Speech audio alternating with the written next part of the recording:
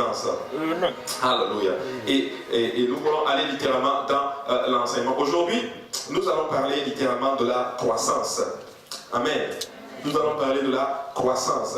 Et s'il plaît à Dieu, avec le temps, peut-être on aura le temps, en tout cas pour le service du soir un peu, j'aimerais vous montrer un peu le bilan un peu de l'année, mais on est vraiment en train d'achever l'année et nous allons voir où nous sommes littéralement. On va essayer de voir où est-ce qu'on a commencé et où est-ce qu'on en est aujourd'hui, en d'autres termes, cette année. Et cette année, bon, je vous donne une ébauche, il y a eu quand même, honnêtement, on peut dire qu'il y a eu de la croissance, il y a eu beaucoup de maturité. Et je sais que le Seigneur est en train de nous préparer encore pour un grand réveil. Amen. Le Seigneur est vraiment en train de faire de grandes choses. Et aujourd'hui, avec l'aide du Seigneur, nous allons parler un peu de la croissance. Vous savez, nous voulons croître. Nous voulons grandir, nous voulons maturer, nous voulons devenir meilleurs que ce que nous sommes. Amen. Bien sûr, dans le Seigneur. Amen. Et c'est ça notre aspiration. Mais il y a une chose que vous devez comprendre, mes frères et sœurs, aujourd'hui, c'est qu'il n'y a pas de croissance sans changement. Amen. Il ne peut pas y avoir de croissance sans changement. Maintenant, je vais vous lire une lettre qui a été adressée au président des États-Unis, Martin Van Buren. Je vais vous le lire et vous allez voir dans quel contexte nous sommes aujourd'hui. Vous allez voir littéralement que nous avons besoin du changement. Cette lettre est en train de dire ceci en d'autres termes. Donc Van Buren, c'était en fait le 8e président des États-Unis. Il est mort le 24 juillet 1862. Mais voici cette date, elle est datée du 31 janvier 1929. Maintenant, ça dit ceci, le système de canal de ce pays est menacé par la propagation d'un nouveau moyen de transport appelé chemin de fer. C'était au moment où on s'apprêtait à construire des chemins de fer aux États-Unis, littéralement. Et le gouvernement fédéral, là, c'est marqué, le gouvernement fédéral doit préserver les canaux pour les raisons suivantes. Donc, on voulait changer les façons merci beaucoup. Je n'avais pas dit ça. Merci. Et nous, on voulait construire des chemins de fer. Et ce changement-là a affecté tellement de personnes qu'ils ont envoyé une lettre aux États-Unis. Et voici ce qu'ils disent ceci. Ils disent, pour les raisons suivantes, le gouvernement fédéral doit préserver les canaux pour les raisons suivantes. Si les bateaux sur les canaux sont remplacés par des chemins de fer, il en résultera ce qu'on appelle du chômage. Les capitaines, les cuisiniers, les chauffeurs, les passeurs, les réparateurs et les préposés au cadenas n'auront aucun moyen de subsistance, sans parler des nombreux agriculteurs qui travaillent maintenant dans la culture du foin pour chevaux. Donc ils ont commencé à avoir peur, ils se sont dit, oh, si on commence à construire des chemins de fer, voici ce qui va arriver. Il y aura du chômage, les cuisiniers dans les bateaux, voici ce qui risque d'arriver. Deuxième argument qu'ils annoncent, c'est ceci. Les constructeurs de bateaux souffriraient et les fabricants de cordes, de fouet et de harnais seraient laissés sans le dénuement. Troisième point, les bateaux sur les canaux sont absolument essentiels pour la défense des États-Unis. En cas de problème avec l'Angleterre, le canal Erie serait le seul moyen par lequel nous ne pourrions jamais déplacer les fournitures si vitales pour mener la guerre moderne.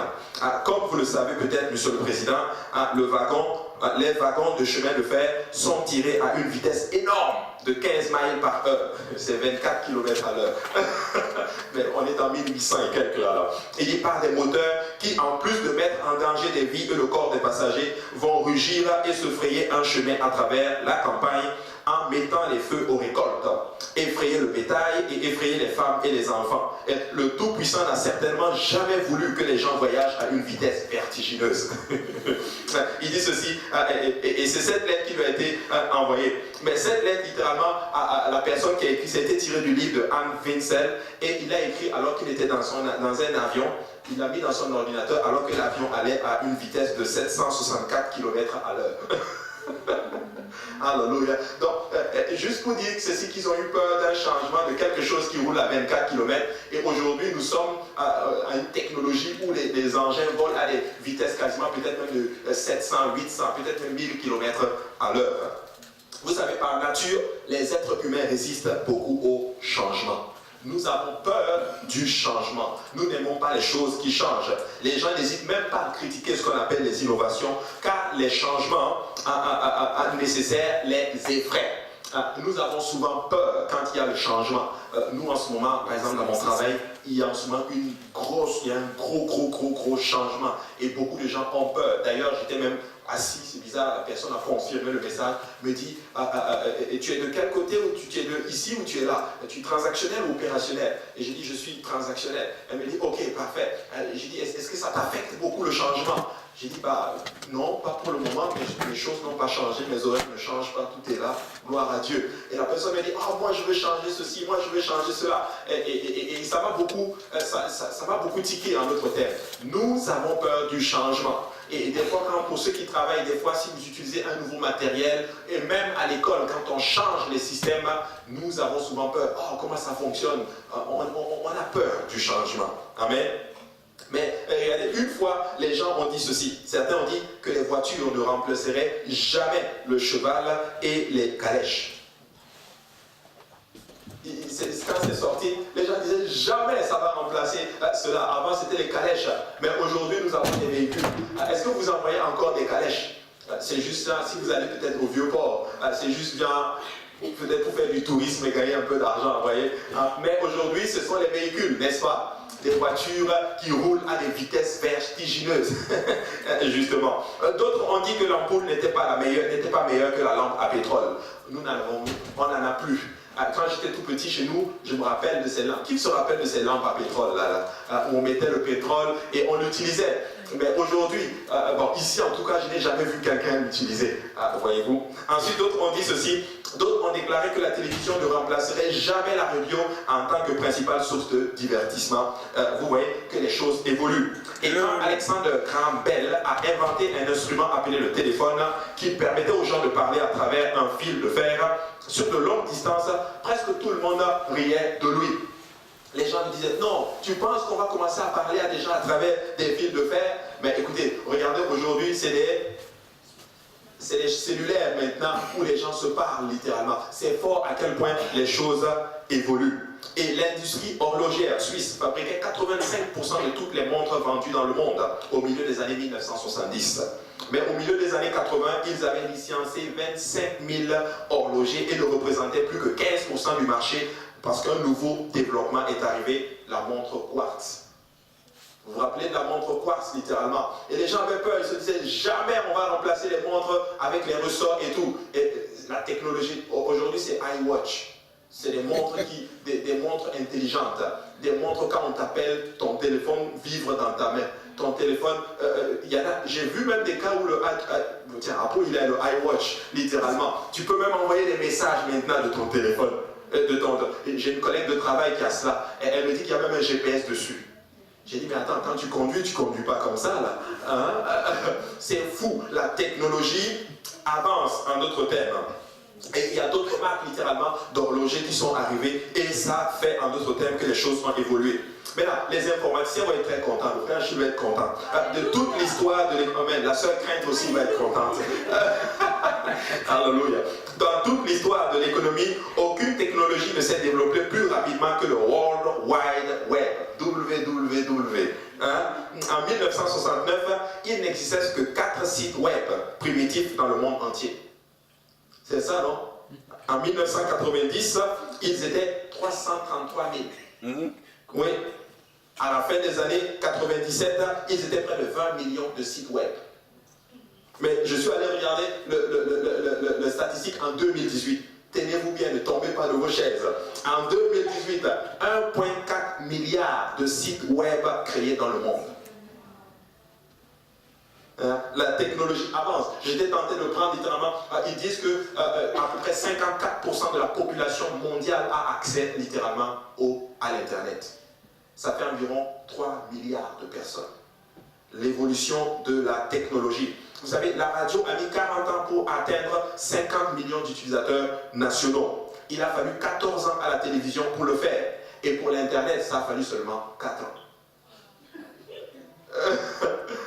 L'évolution des choses, c'est fou littéralement. Donc nous vivons dans un monde où il est moins coûteux et plus rapide d'envoyer un signal satellite à une distance de 20 000 km et de revenir à un téléavertisseur vibrant que de demander à quelqu'un de marcher à une distance de 15 mètres pour vous dire que votre table est prête. la technologie avance et les cultures, littéralement. Si vous prenez le monde arabe, moi j'ai été musulman, vous savez, chez les Arabes, quand tu prends littéralement, quand l'islam est arrivé, ils ont dit que c'était ce qu'on appelle une innovation. Oui, l'islam veut dire un autre nom, ça veut dire soumission à Allah, autre chose. Mais en fait, étymologiquement, ça veut dire comme une innovation. Mais c'est quand même assez paradoxal que c'est en fait l'une des cultures qui n'évolue pratiquement pas. En d'autres termes, littéralement. Ils détestent le changement et ils ne sont pas les seuls à penser que tout changement est une hérésie. Les premiers chrétiens malheureux aussi étaient opposés au passage de la communication orale de l'évangile à sa rédaction. Nous n'aurions pas eu la Bible comme nous l'avons aujourd'hui si quelqu'un n'avait pas changé ses méthodes. Amen. Alléluia, dis à ton voisin, il va quelque part. Là, je sens que je suis en train de vous perdre un peu, mais je vais quelque part. Amen. De toute évidence, nous vivons dans un monde en mutation, mais certains changements sont bons, d'autres sont mauvais. En ce qui concerne l'Église apostolique, le moindre changement dans le message serait absolument fatal pour nous. Amen. Si nous changeons le message apostolique, nous sommes à côté. Nous avons perdu littéralement.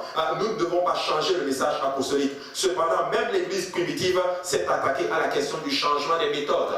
Vous vous rendez compte, quand les Juifs sont arrivés, ils pensaient que l'évangile c'était juste pour les Juifs.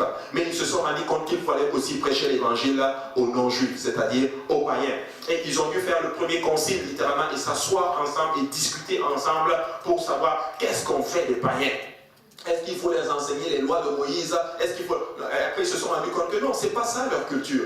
Dites-leur qu'ils servent le Seigneur, qu'ils cessent de manger les viandes dédiées aux idoles et qu'ils obéissent tout simplement à l'évangile et qu'ils vivent pour Jésus-Christ. Amen. Maintenant, regardez ce que la Bible dit dans 2 Pierre chapitre 3 verset 14. Juste avant d'arriver là, je voulais aussi vous parler de quelque chose. Nous avons parlé par exemple du monde arabe où le changement est un peu très difficile là-bas. Par exemple, quand vous prenez l'Arabie Saoudite, c'est tout récemment que les femmes ont commencé à conduire. Amen. J'ai pris une image de certaines femmes qui ont reçu pour la première fois leur permis de conduire. Je ne sais pas si tu l'as dans mon texte. Nous voyons là des femmes, bon, vous voyez, elles sont avec le voile, avec leur permis de conduire, et les gens sont heureux, ils sont dépassés littéralement. Bon, c'est une évolution, c'est un changement littéralement, mais ce n'est juste qu'en 2016 que les femmes ont été autorisées à conduire. Donc, vous voyez que le changement est vraiment important. Quand tu vas dans 2 Pierre chapitre 3 versets 14 et 18, la Bible dit ceci: c'est pourquoi, bien aimés, en attendant ces choses, appliquez-vous à être trouvés par lui sans tache et irrépréhensible dans la paix. Croyez que la patience de notre Seigneur est votre salut.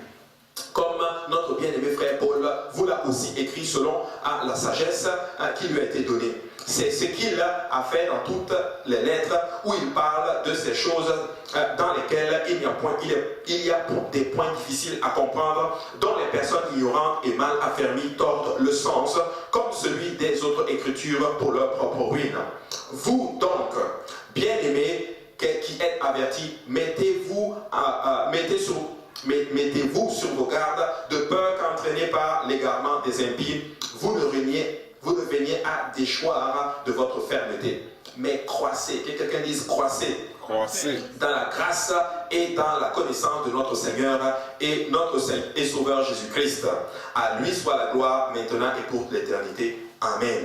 Donc nous voyons dans ce passage-là que l'apôtre Pierre plutôt est en train de mettre en garde les saints contre les faux docteurs qui tordent les Écritures pour altérer le message apostolique, le message même de l'apôtre Paul que Paul enseignait.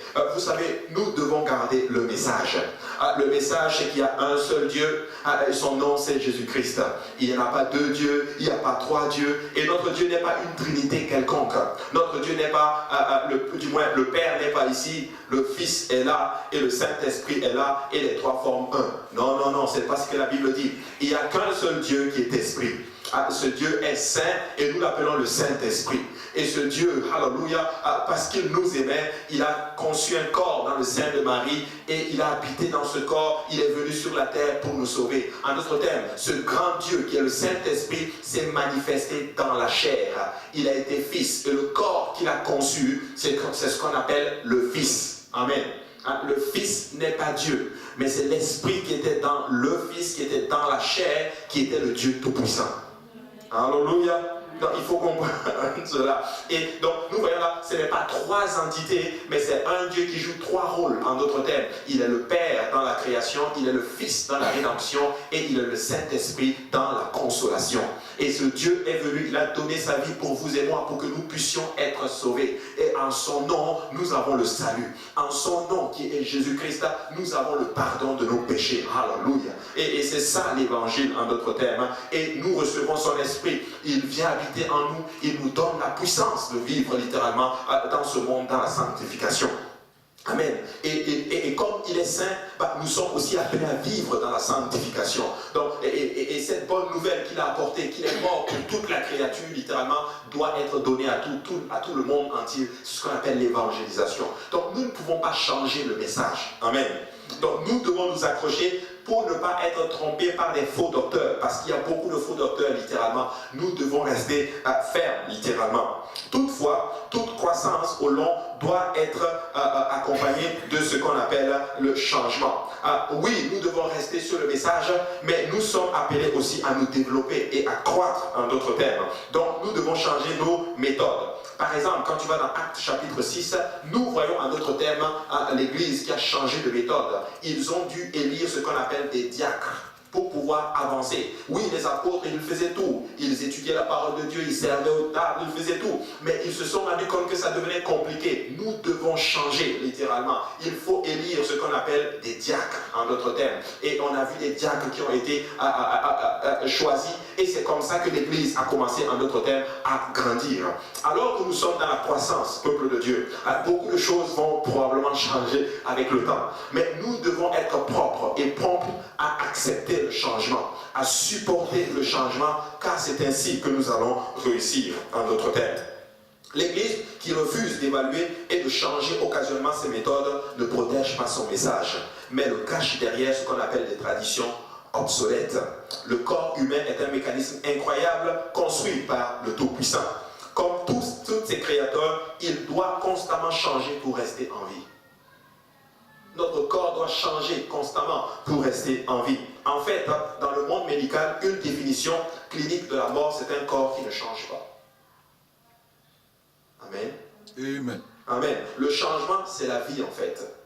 Littéralement. La stagnation, c'est la mort. En fait, je suis là pour dire à quelqu'un, si tu ne changes pas, tu vas certainement mourir. Si tu ne changes pas ta façon de fonctionner, si tu ne changes pas littéralement ta façon d'évoluer dans le Seigneur, tu vas certainement mourir. Si tu viens à l'église et que tu restes et que tu ne fais rien, tu ne changes pas, tu n'évolues pas, tu ne cherches pas quelque chose à faire pour la croissance, pour l'œuvre du Seigneur, tu vas certainement mourir. Parce qu'un monde, un corps qui ne change pas est un corps qui est mort. Psaume chapitre 131, versets 14 et 15, la Bible dit ceci: je te loue de ce que je suis une créature si merveilleuse. Tes œuvres sont admirables et mon âme le reconnaît bien. Mon corps n'est point caché devant toi lorsque j'ai été fait dans le lieu secret, tissé dans les profondeurs de la terre. Ecclésiaste dit ceci: comme tu ne sais pas quel est le chemin du vent, ni comment se forment les os dans le ventre de la femme enceinte, tu ne connais pas non plus l'œuvre de Dieu qui fait tout.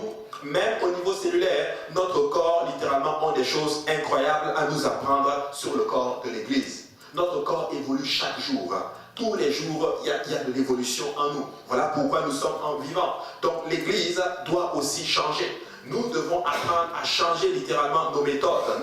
Il y a certaines méthodes qui vont probablement rester. Il y a certaines méthodes qui vont aussi changer en d'autres termes. Pourquoi? Parce que nous voulons grandir en d'autres termes. Nous voulons évoluer en d'autres termes. Moi, je rends grâce à Dieu. Il y en a qui sont en train de faire le permis. Je vous assure, on va commencer à vous utiliser.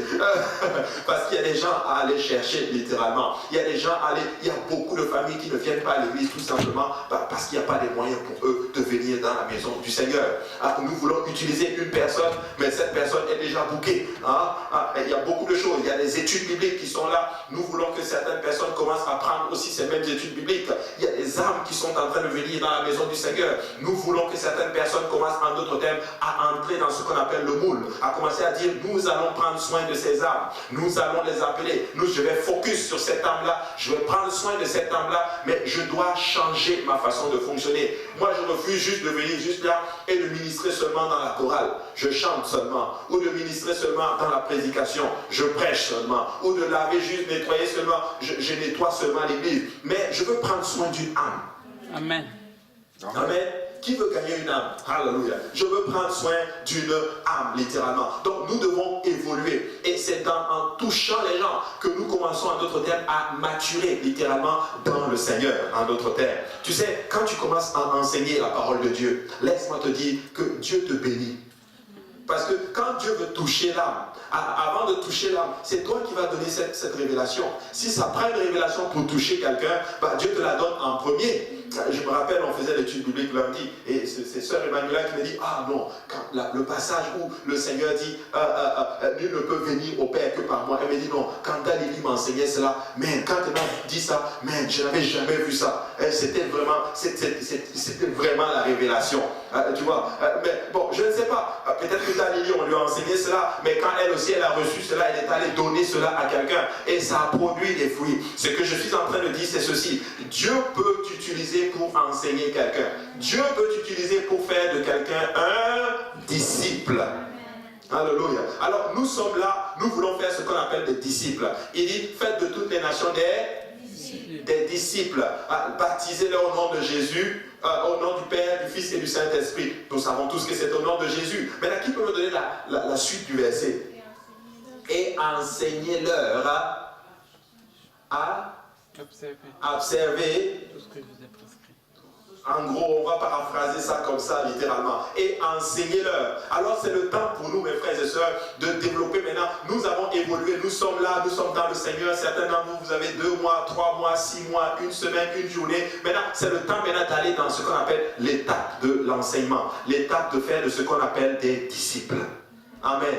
Et c'est extraordinaire quand tu fais des disciples. Quand tu vois des gens qui arrivent, ils sont assis, ils grandissent dans le Seigneur et ils viennent te voir. Non, moi je veux faire ceci pour le Seigneur. Tu es content, hein? Tu es content, tu dis waouh, Seigneur, je vois que tu m'utilises. Tu sais, Jésus a mis toute sa puissance en l'église.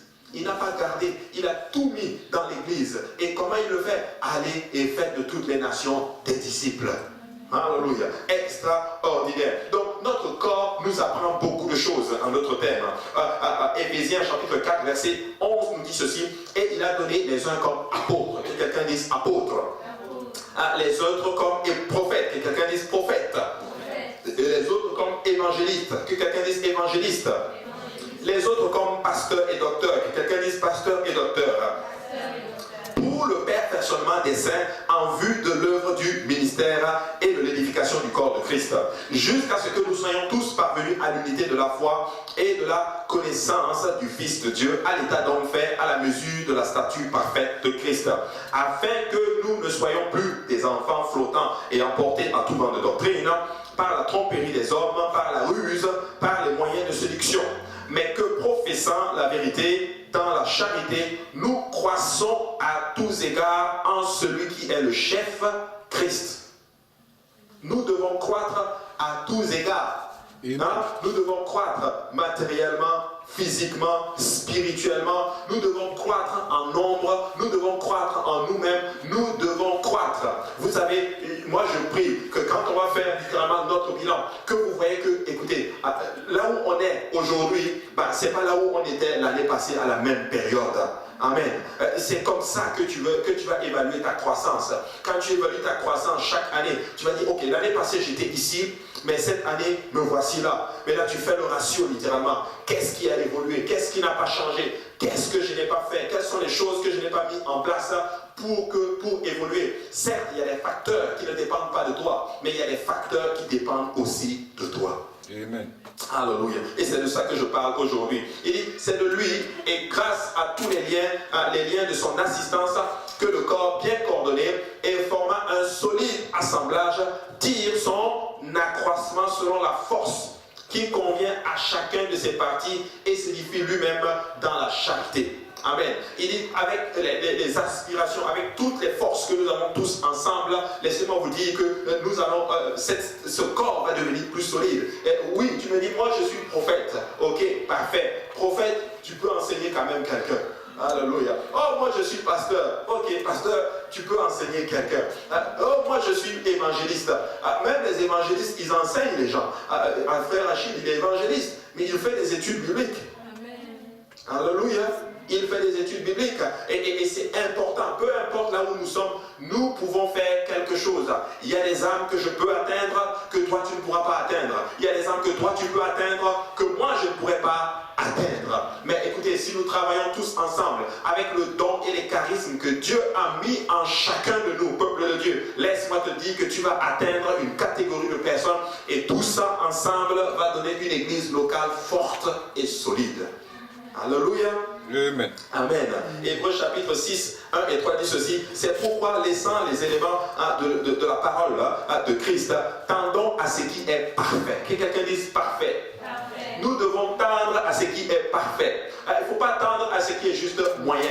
Oh, j'ai fait juste ma part. Le pasteur m'a demandé de nettoyer l'église, je fais nettoyer juste l'église. Pasteur veut juste que je chante, je chante.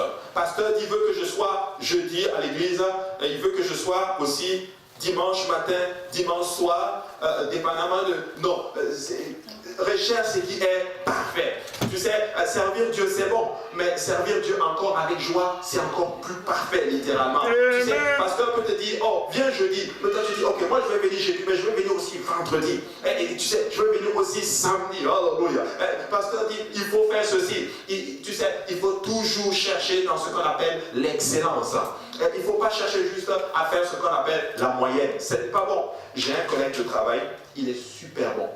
Excellent travailleur. Il est bon à un point que des fois on ne peut même pas lui donner des vacances parce qu'on dit que si toi tu pars, on est mal parti. Lui-même s'énerve, il me dit que non, donnez-moi mes vacances. J'ai le droit de prendre mes vacances. Je vous dis, je pense que c'était au milieu du mois, au milieu de l'année, il avait déjà atteint tous ses objectifs de l'année et dépassé même. J'ai dit, mon ami, c'est comment avec toi? Je me suis mis à côté, il est venu, je me suis mis à côté de lui. Parce que j'avais, je vais vous le dire, je me suis mis à côté de lui parce que j'avais ce qu'on appelle j'avais un défi. J'avais atteint certains endroits, mais il y a certains endroits que je n'ai pas atteint. Je me suis mis à côté de lui et je commençais à écouter comment il fait. Il me disait, fais comme ça, fais comme ça. Je vous dis, en 2 mois, j'avais atteint tous mes objectifs de l'année. Amen. Il est extraordinaire. Et là, un jour, je lui ai dit, mais attends, il s'appelle Mehdi. Je dis, mais Mehdi, tu as déjà fini tes affaires. Pourquoi tu te casses la tête encore? Mehdi, tu sais à nous, le défi, ce n'est plus avec la compagnie. Le défi, c'est moi-même. Wow. Il dit, je vais dépasser mes objectifs de l'année passée.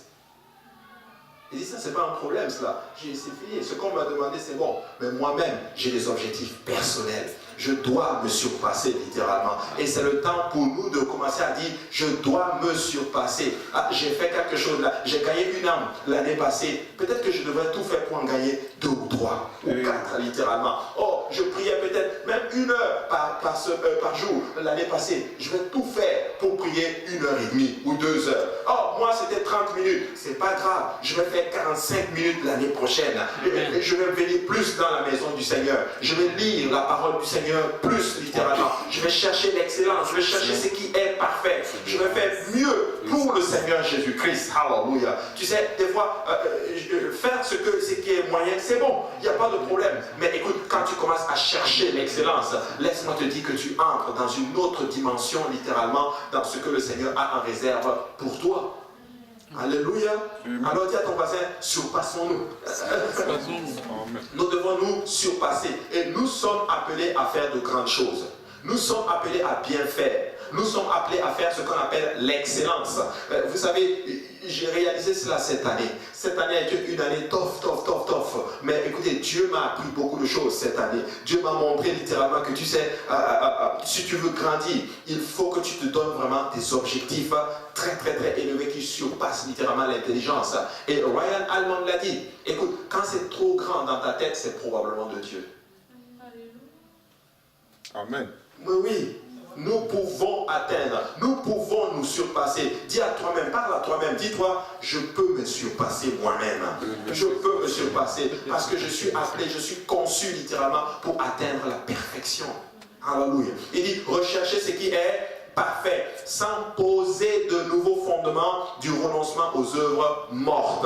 Donc nous recherchons ce qui est parfait sans pour autant changer le message, sans pour autant changer le fondement littéralement, ce qui est établi en d'autres termes. Mais nous recherchons ce qu'on appelle ce qui est parfait. Il dit les œuvres mortes de la foi en Dieu, de la doctrine des baptêmes, de l'imposition des mains, de la résurrection des morts, du jugement éternel, c'est ce que nous ferons si Dieu le permet. Amen. Alors je suis là pour dire à cette belle église, cette belle congrégation, au peuple de Dieu, je vais vous dire ceci. Des fois, je dis à ma femme, des fois, j'ai juste envie de vous parler vraiment du tout droit de mon cœur. Quelle fierté vraiment d'être pasteur ici, je vous assure. Et je suis très fier de vous, je vous assure. Et je suis très content d'être un pasteur assistant ici. C'est extraordinaire dans ma vie. Et honnêtement, je ne le dis pas juste pour vous flatter, mais je vous dis honnêtement, c'est tout un privilège de voir ce que Dieu est en train de faire. Mais si Dieu le permet, nous allons encore faire de grandes choses, littéralement. Nous allons nous surpasser, nous allons faire plus que ce que nous avons fait cette année, l'année prochaine. Dans les prochains jours, l'année n'est même pas encore terminée, mais dans les prochains jours, Dieu va nous utiliser pour faire de grandes choses. Amen. Alléluia. Battons encore nous-mêmes pour le Seigneur. Pour Dieu, Alléluia. Alléluia. Moi je le dis toujours, c'est la meilleure équipe ministérielle, c'est la meilleure équipe, c'est les meilleurs frères et sœurs, littéralement, c'est juste extraordinaire. C'est la meilleure église. Hein? C'est la meilleure église. Nous, si Dieu le permet, nous allons faire de grandes choses. Amen. Donc la croissance, c'est la chose par excellence de l'église. Et la croissance est par définition ce qu'on appelle le changement. Amen. Et dans le temps qu'il faut prêcher littéralement, regardez, d'ici même que je finisse de prêcher cette parole, des centaines de millions, de trillions de cellules qui composent votre corps seront déjà morts. Est-ce qu'il y a des gens en médecine ici? Oui. Pourquoi? Parce qu'il y a une constante évolution. Et pourquoi nous ne rétrécissons pas nous alors que ce genre de changement cellulaire arrive dans le cœur? C'est pour chacune de ces cellules qui meurt littéralement, pour chacune de ces cellules plutôt qui meurt, une autre cellule se divise pour la remplacer par une nouvelle. La peau se remplace tous les 3 mois, la paroi de l'estomac tous les 5 jours, la foie tous les 6 semaines, le squelette tous les 3 mois, cellules de la joue 3 fois par jour. 99% des atomes de votre corps sont remplacés chaque année. Chaque année, il y a un changement, il y a quelque chose. Je suis en train de vous dire ceci, peuple de Dieu. Nous devons apprendre à changer, littéralement. Écoute, qu'est-ce que je peux faire pour encore amener l'œuvre du Seigneur à un autre niveau? Qu'est-ce que je peux faire, littéralement? Écoute, il y a certaines choses, des fois tu n'as même pas besoin de l'accord du pasteur. Tu le fais juste littéralement. Tu sais que c'est pour la croissance. Prends des actions littéralement. Exemple, je ne dis pas des choses, vous comprenez de quoi je parle. Mais il y a certaines choses, fais-le pour la gloire du Seigneur. Fais-le pour l'œuvre du Seigneur. Et l'œuvre va croître, l'œuvre va grandir. Mais tu es appelé à évoluer. Amen. Tu es appelé à évoluer. Les biologistes commencent seulement maintenant à étudier ce phénomène de mort cellulaire, littéralement. Et ils se demandent pourquoi il y a ce qu'on appelle un souhait de mort dans chaque cellule. Même au niveau cellulaire, le corps a une sorte de conscience collective. Chaque cellule contient en son sein des protéines emprisonnées, prêtes à être libérées. Et le corps déclenche ces pastilles emprisonnées pour certaines raisons. La première raison, c'est ce qu'on appelle la sculpture, littéralement. Ton corps a besoin, ces cellules sculptent les parties de notre corps. Nos mains et nos pieds sont à l'origine des structures en forme de toile, littéralement. Nos doigts et nos orteils prennent forme dans l'utérus seulement lorsque les cellules entre eux meurent. Une cellule meurt, une autre naît, une autre cellule naît, en d'autres termes. Nos corps mourraient avant même la naissance sans la mort de ces cellulaires-là. Qu'est-ce que ces morts cellulaires? C'est ce que je suis en train de dire, c'est ceci. Les vieilles façons de vivre, les vieilles façons de fonctionner doivent à un moment donné mourir. On doit évoluer. On doit évoluer. Je suis en train de dire à certaines personnes, c'est le temps pour toi de prendre ce qu'on appelle des responsabilités. Prends les responsabilités. Approprie-toi certaines choses. Écoute, dis-toi, ça c'est mon église locale. J'en prends soin. Je prends littéralement de certaines mesures, mais je veux que cette église, elle croisse littéralement. Je canalise mes ressources littéralement. J'essaie d'être sage, j'essaie d'être performant, j'essaie d'être efficace littéralement pour que l'église grandisse. Alors c'est le temps pour toi de prendre des responsabilités, prendre des mesures, écoute, qui ici est devoir rentrer chez lui, pendant que tu dors, tu penses juste, qu'est-ce que je peux faire pour que l'église grandisse? Qu'est-ce que je peux faire? Amen. C'est bon. Qu'est-ce que je peux faire pour que ces mêmes âmes qui viennent nouvellement, alléluia, reviennent encore? J'ai beaucoup aimé l'attitude d'un de nos frères. Le frère Aurélien est venu me voir la dernière fois. Il me dit, pasteur, j'ai trouvé une idée pour garder les gens qui viennent dans la maison du Seigneur. Voilà ce qu'on va faire. On va commencer littéralement. Une nouvelle personne, je me charge de faire le salut, pas le salut, de faire le suivi littéralement. La personne qui va faire le suivi, je vais me charger de voir avec la personne si la personne a appelé telle âme littéralement. Mon frère, alors, il est venu, il a dit d'abord, trouvons quelqu'un pour faire ceci. J'ai dit, mon ami, il est juste devant nous. Ça va être toi, littéralement. Et il le fait très très bien.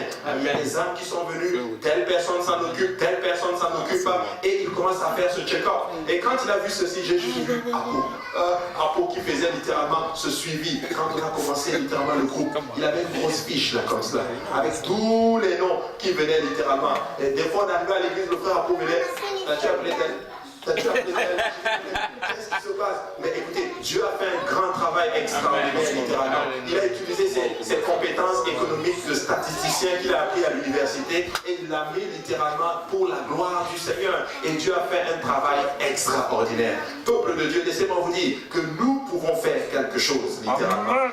J'aimerais que quelqu'un aujourd'hui, à la fin du service, que tu aies en tête une âme sur laquelle tu vas te focaliser. Si c'est une âme, si tu peux une âme, fais-le. Si tu peux faire 2, fais-le. Si tu peux faire 3, fais-le. Focus. Tu dis, je me concentre sur cette âme-là. Je vais l'enseigner, je vais l'amener dans la maison du Seigneur. Et la personne va devenir un disciple de l'Éternel. Pourquoi? Parce que je veux changer et je vais chercher ce qu'on appelle la perfection. Amen. Alléluia. Amen. Alléluia. Maintenant, nous allons le faire. Et je sais que si nous le faisons l'année prochaine, nous serons bien plus que ce que nous sommes maintenant. Amen. Maintenant, il y a souvent ce qu'on appelle, lorsqu'une cellule ne contribue plus au corps plus grand, elle sait qu'elle n'est plus nécessaire. Nos corps ont été programmés pour que lorsqu'une cellule est obsolète, obstinée ou blessante, qu'elle meure. Alléluia.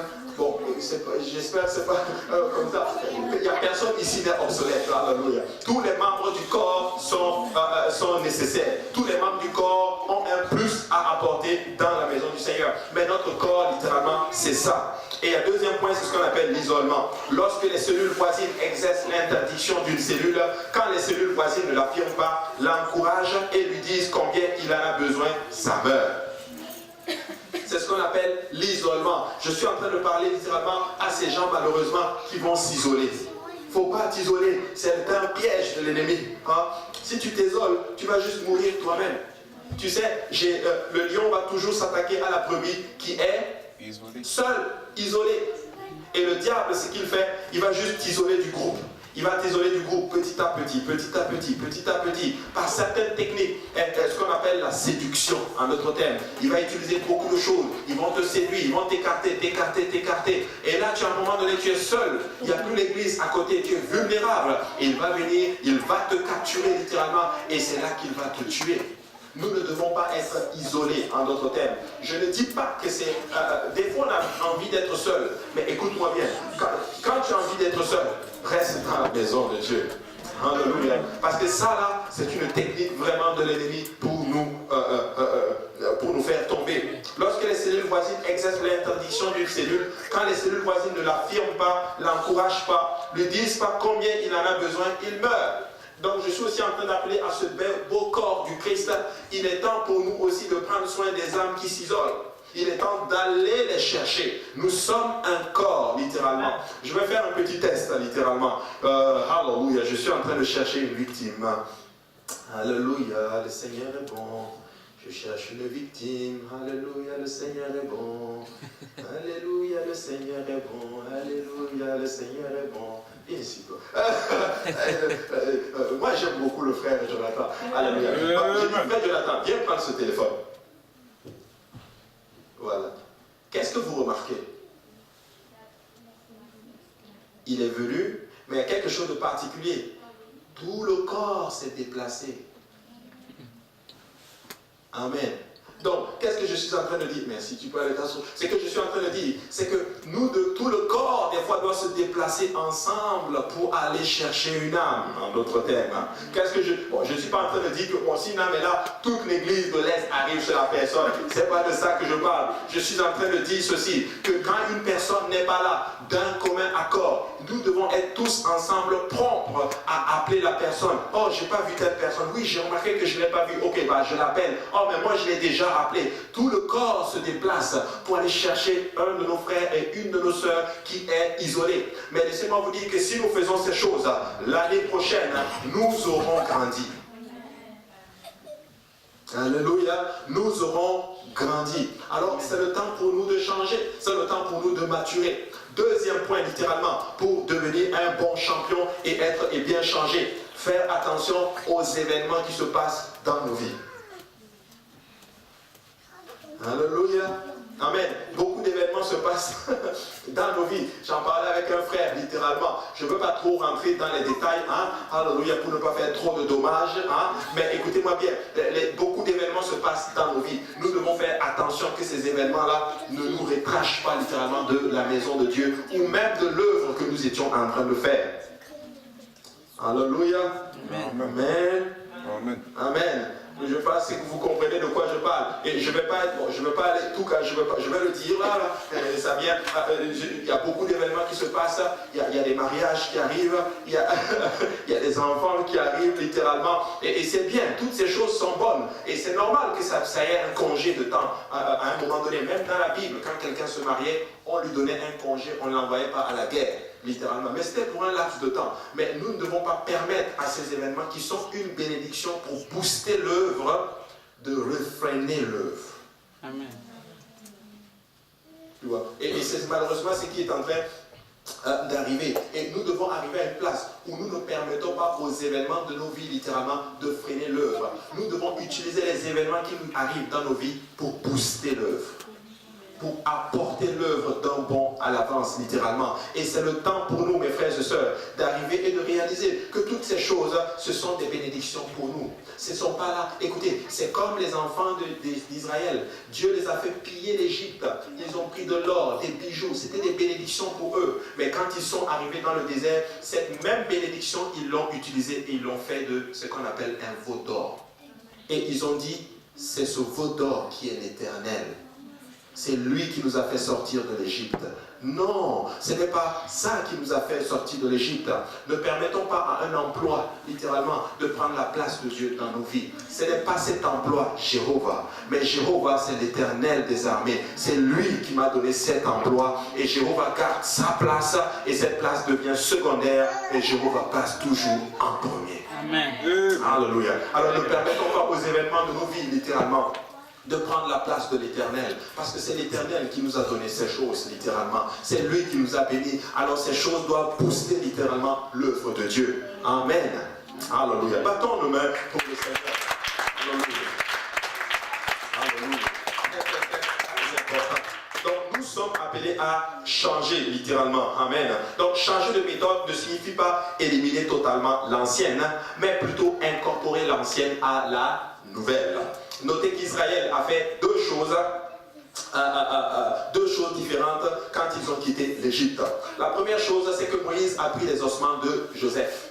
Ça, vous savez ça. C'est dans Exode chapitre 13, verset 19. La Bible dit, Moïse a pris avec lui les os de Joseph, car Joseph avait fait jurer les fils d'Israël en disant, Dieu vous visitera et vous ferez monter avec vous, et fera remonter avec vous mes os loin d'ici.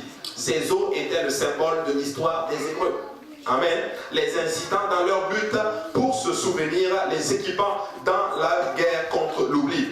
Mais Israël a également pillé l'Égypte, comme je mentionnais tantôt. Exode chapitre 3, 21, la Bible dit, je vous ferai même trouver grâce à ce peuple, je vous ferai trouver grâce à ce peuple aux yeux des Égyptiens, et quand vous partirez, vous ne partirez point à vide. Donc lorsqu'ils sont partis littéralement avec les inventions des Égyptiens, et cela pour faire ce qu'on appelle la volonté de Dieu dans leur propre nation. Ce que je suis en train de dire, c'est que Dieu a mis en vous des talents. Certains d'entre vous, avant de venir dans le Seigneur, Dieu vous a appris certaines choses. Certaines choses qui ne sont pas forcément mauvaises. Utilise-le pour la gloire du Seigneur.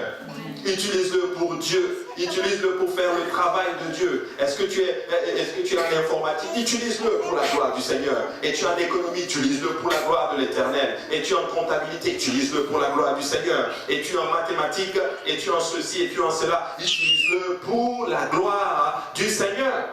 Alléluia. Donc ils ont pillé l'Égypte littéralement. Et les eaux de Joseph, c'était vraiment l'histoire. Mais ils se sont dit, nous allons partir avec lui. Nous changeons de contexte.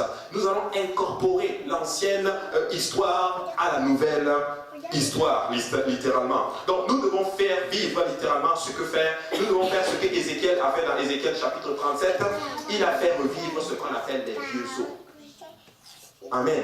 Les vieux eaux. Qu'est-ce que ça veut dire? Ça veut dire que nous devons utiliser toutes les technologies et toutes les méthodes modernes, mais rester attachés à notre patrimoine au niveau de la doctrine. Nous devons les faire vivre. Amen.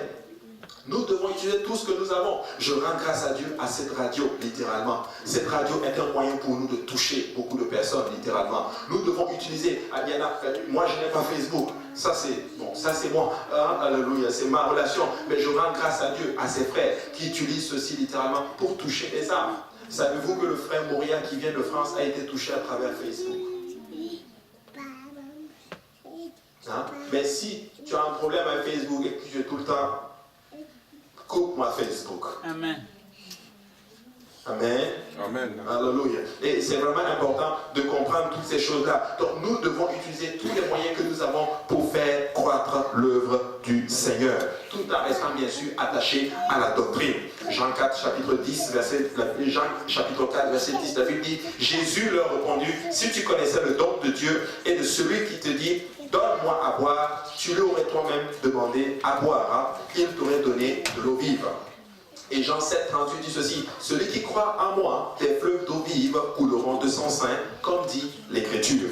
Et Jésus a utilisé l'analogie de l'eau vive lorsqu'il a parlé à la dame samaritaine pour décrire l'évangile. L'eau remplit n'importe quel récipient sans en conserver la forme. Le conteneur n'a pas d'importance. Le contenu reste le même, mais le conteneur change. Amen. Le contenu reste l'eau, mais le conteneur change. Ce que Jésus est en train de nous dire, allez, faites de tous les disciples. Utilisez les moyens que vous avez, faites de tout le monde entier des disciples. Prêchez la bonne nouvelle. La méthode va changer. Le message ne va pas changer.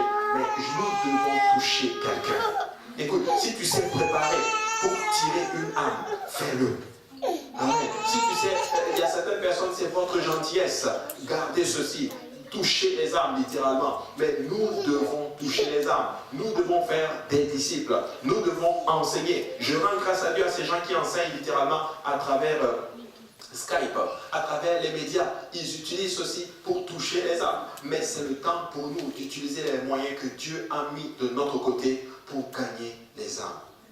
Amen. Et je le redis encore, pourquoi? Parce que nous sommes dans un contexte où nous sommes assis sur une grosse porte d'opportunité. Je vous dis, on est vraiment assis sur des opportunités. Dieu est en train de faire de grandes choses, littéralement. Dieu cherche juste des gens maintenant qu'il va utiliser. Peuple de Dieu, j'en reviens encore. Soyez focus.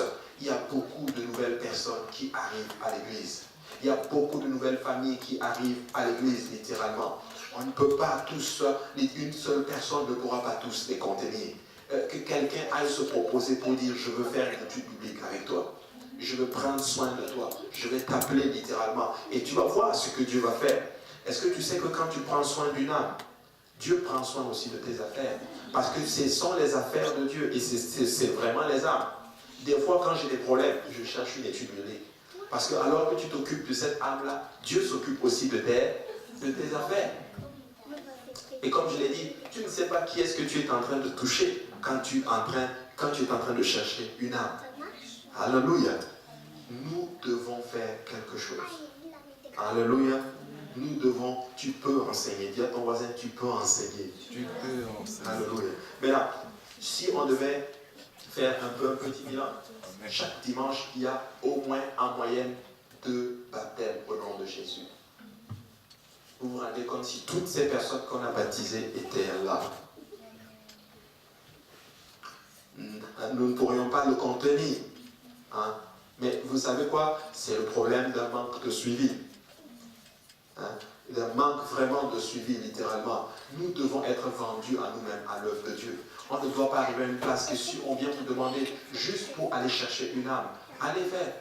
Je n'ai pas de problème. Si tu veux aller chercher une âme, tu peux prendre mon véhicule, il n'y a vraiment pas de problème. Hein? Si je te dis, va chercher une âme, va chercher l'âme. Amen. Parce que il faut qu'il vienne à l'église. Hein? Il faut qu'il vienne à l'église. Oh non, moi j'ai mes choses à faire. Parfait. Mais est-ce que tu sais qu'à un moment donné, quelqu'un d'autre est venu te chercher aussi? Alléluia.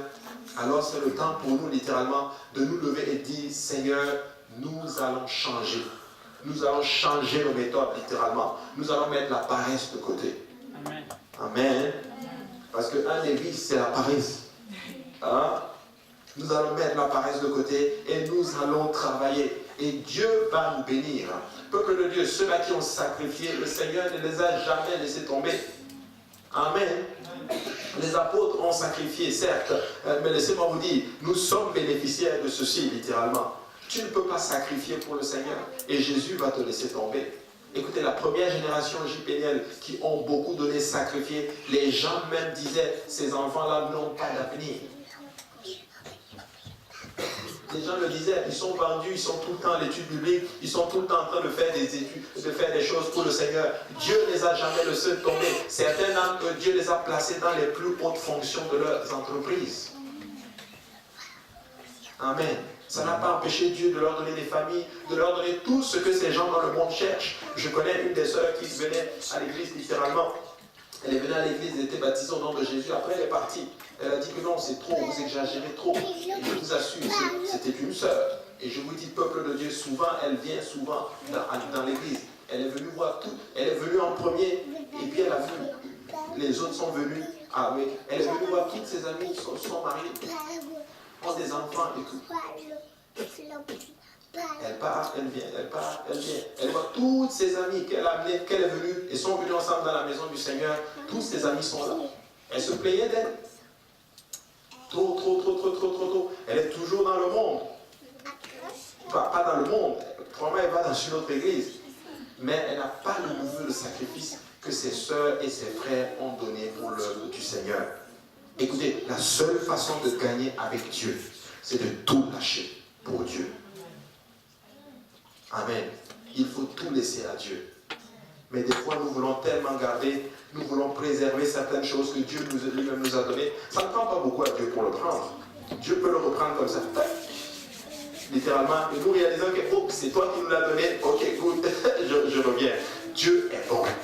Dieu ne va pas nous laisser tomber. Dieu va bénir son peuple littéralement. Nous allons faire de grandes choses et l'Éternel est en train littéralement de nous bénir. Amen. Alléluia. Levons-nous tous ensemble aujourd'hui. Alléluia. Que quelqu'un dise merci Seigneur. Merci. Alléluia. Tu sais, tu n'es pas en train de perdre ton temps.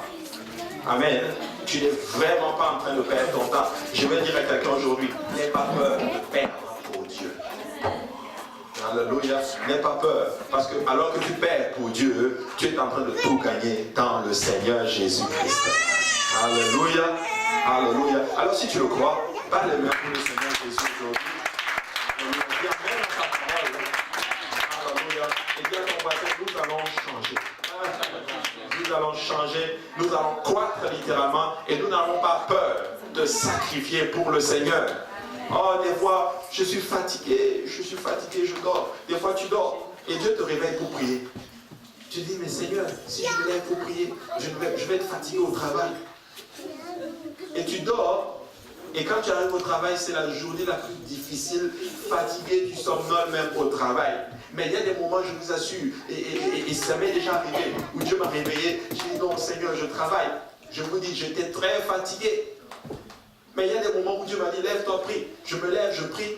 Après, je vais me recoucher juste quelques instants. Je me lève, je fais tout le travail, tout en forme. Je vais enseigner les études bibliques. C'est comme si j'avais dormi toute la nuit. Amen. Si Jésus dit, donne-moi, s'il te plaît, donne-lui. Si Jésus dit, fais ça pour moi, s'il te plaît, fais-lui ceci. Pierre a prêché toute la nuit. Il a péché toute la nuit. Jésus vient, Jésus dit, je veux ton bateau pour enseigner la foule. Nous ne savons pas combien de temps Jésus a enseigné. Il est resté assis encore. Après Jésus dit, tu sais, ok, jette ton filet de l'autre côté. Le doute,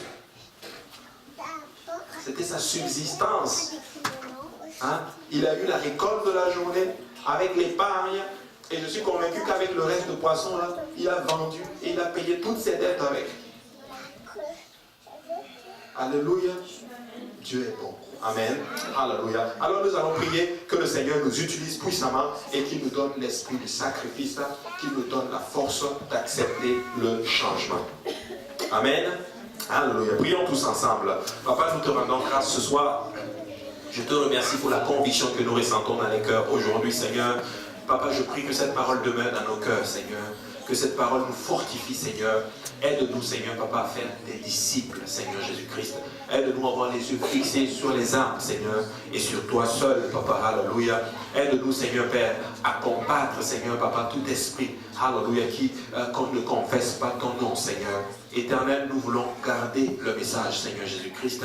Nous voulons garder le message apostolique. Nous voulons être fermes là-dessus, Seigneur Jésus. Nous voulons, Seigneur, que tu nous donnes la force éternelle de faire ce que tu nous demandes de faire, Seigneur Jésus-Christ. Nous refusons que les circonstances de nos vies affectent notre relation avec toi, Seigneur. Nous refusons ceci dans le nom de Jésus-Christ. Nous voulons te dire à quel point nous t'aimons, Seigneur.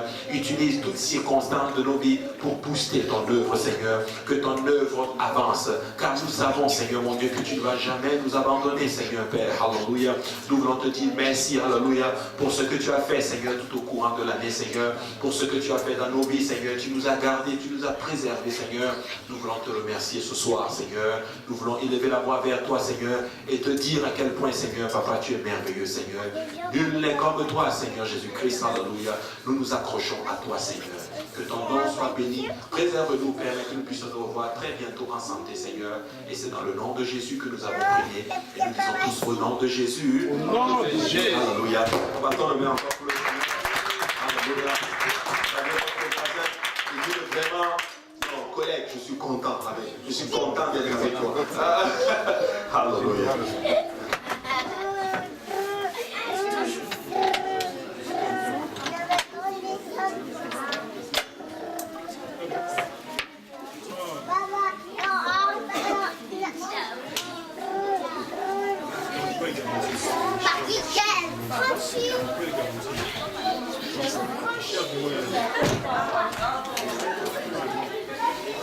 Manifestation spirituelle.